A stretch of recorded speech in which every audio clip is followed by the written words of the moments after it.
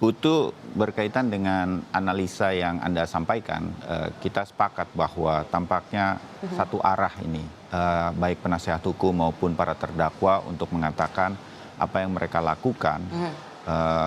Mereka tahu ada SOP yang sebetulnya dilanggar, tetapi mereka mengikuti perintah atasan. Apalagi ini polisinya polisi, Kadif Propam Polri, Jenderal Kepolisian begitu, sehingga kemudian mereka mengikuti saja. Mungkin Anda juga berdiskusi dengan jaksa penuntut umum sedemikian rupa, atau juga mungkin para pengamat yang nanti akan saya sambung di studio juga.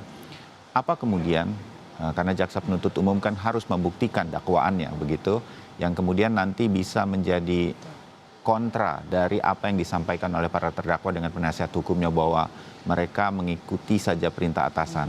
Dari yang mungkin Anda diskusikan dengan jaksa penuntut umum, apa yang mungkin nanti akan terjadi dalam persidangan selanjutnya, Putu?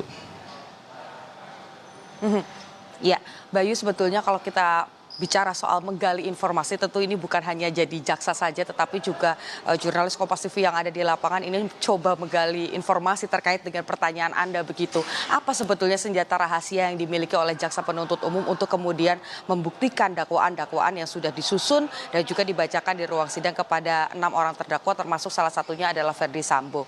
Nah, tapi kalau kita tarik lagi ke belakang, Bayu dan juga saudara, karena memang prosesnya masih panjang, bagaimana kita lihat kemudian saksi ahli ini baru dihadirkan begitu, bukti-bukti yang dimiliki oleh jaksa penuntut umum ini masih belum ingin disampaikan kepada publik, dan nanti lebih detail, lebih lengkapnya ini selalu disebut akan disampaikan di proses persidangan ketika nanti sidang berlangsung.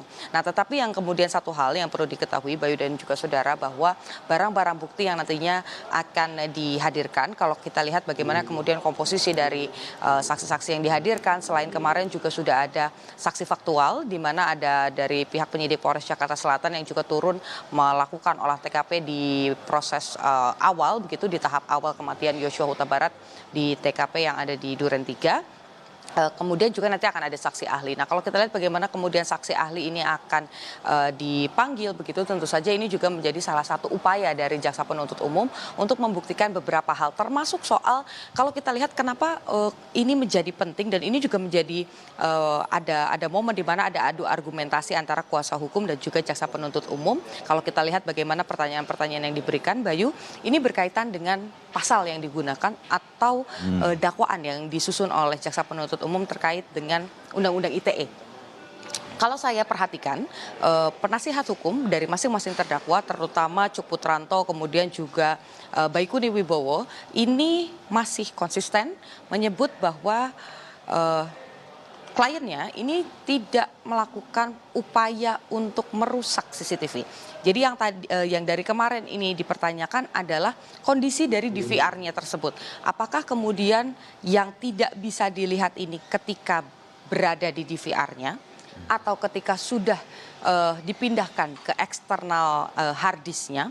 Kemudian juga satu hal yang disebut agak meringankan begitu, yakni oleh kuasa hukum dari Baikuni ini menyampaikan Baikuni itu sebetulnya membuat peristiwa terang benderang, karena dari Baikuni lah ditemukan CCTV yang menunjukkan Yosua Huta Barat masih hidup, sehingga mematahkan skenario Sambo terkait dengan baku tembak yang terjadi di Duren 3.